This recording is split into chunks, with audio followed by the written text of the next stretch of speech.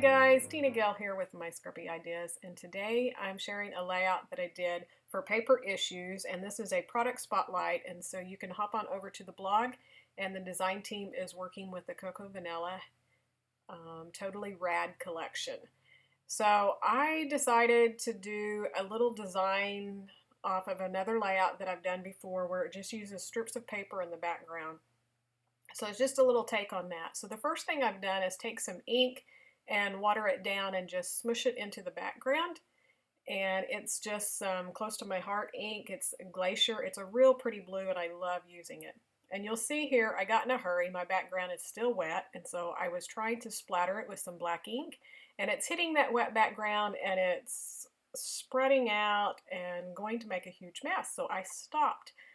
Patience is not one of my virtues.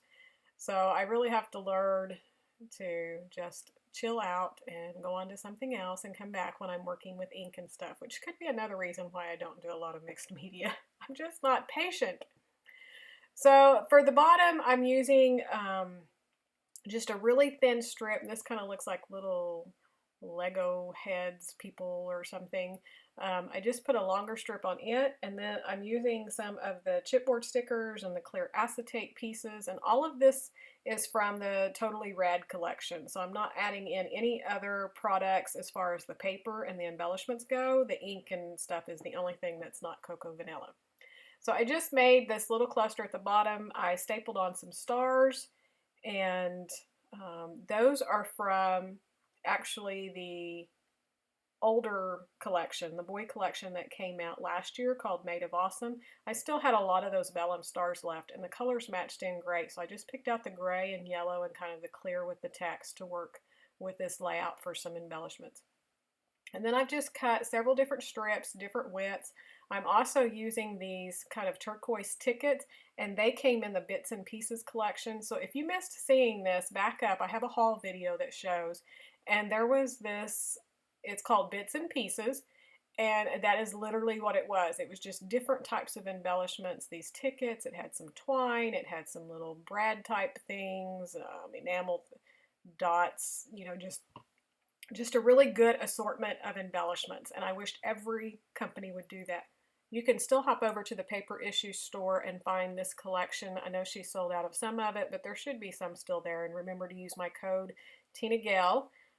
This is going to be my last assignment that I do for Paper Issues, so it's kind of sad. I've had a great 4 months with them, but I'm going to be stepping down and just kind of concentrating on my own layouts and things for a while. But I've enjoyed working with it. Thank you to Cassie and the rest of the design team for making it fun. And so let's get back to this layout. So I'm just putting these strips just offset back and forth. The tickets, you'll notice I split apart because I want to be sure that they come out. I want to see quite a bit of those, and my pictures are going to be covering up part of that, so I just pulled them apart. And then I would have really liked to have gone back and stitched over these with my sewing machine, and I guess I was just feeling too lazy. I don't know, because I didn't do it. But I inked them up with some of the black soot distress ink and then just put them back and forth. This other strip that says pretty cute, I also wanted it to peek out from behind that photo, so that I'm just laying that photo on there to make sure that I can read all of it. And you'll see I'm still checking, that's still wet. I'm trying to get that black to stop spreading and running, and then I'm like, okay, how am I going to cover this up? And it takes me to the very end of the layout. I finished because I actually do go back and I splatter, and I kind of make even bigger boo-boos because it's still wet. So, but I do save it, so I think it's ends up looking pretty cute. Ha, pretty cute, get it? Anyways, can you tell I've been doing process videos all day? So this is like my fourth one to voiceover, trying to get my backlog of layouts put up on YouTube for you.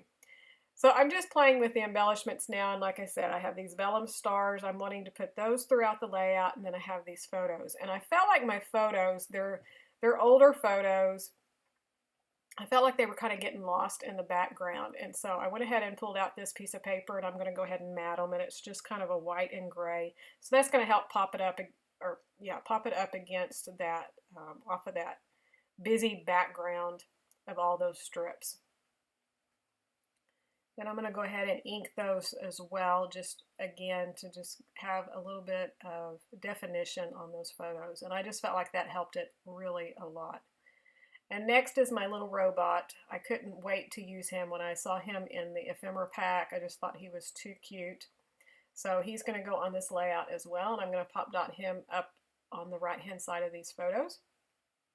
And these photos are quite old. They're from 92, 93, well, probably 93, possibly even 94. I know I have, oh, it's 1994. So my son had come home from preschool, and as you can tell, he's just kind of wiped out, and he was never one to take naps or anything, but he was just kind of glazed over, and he's sitting there eating his sandwich and stuff, just looking like he could just fall asleep. So I just thought he was too cute. So really not a story to tell other than the child that does not sleep is actually looking kind of sleepy. So school was a good thing for him. So I'm just going back now and going to go ahead and adhere these stars, and I stapled those on, and then the one at the bottom, the yellow, I go ahead and lift up that gray so that I can staple it to it because you can't see it. Oh, here is that package of the bits and pieces. So see, you can see there's lots of these like vellum printed deals, enamel shapes, the twine, there was these metal gears, and then this little Scrabble thing too that says E. And so I thought that was kind of cute. So I'm stretching it here a little bit, but I thought, okay, eat. He's eating, so I put the E on there. I don't know that anybody else will get that, but I wanted to use it. So here I go again, trying to get these black splatters on here. My thing is still just a little bit damp, and I couldn't get it to come off, so what did I do? I lifted it straight up and kind of hit, and then I get these big old blobs. And then look, what did I do? I moved the plastic and smeared it. We're talking no patience here. So I'm like, no, what am I going to do? So I was about ready to give up, and I thought, just ignore it. I'll find an embellishment. I'll do something. So I had this little stamp set here, and I think it's by Heidi Swap, and it just had these little words on here. So I thought, okay, I'm going to stamp every day down here. So now it says pretty cute every day.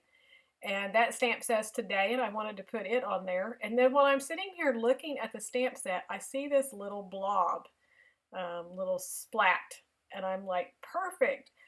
At least it looked like it was on purpose, not, oh, I just dropped a big old blob of ink on my page.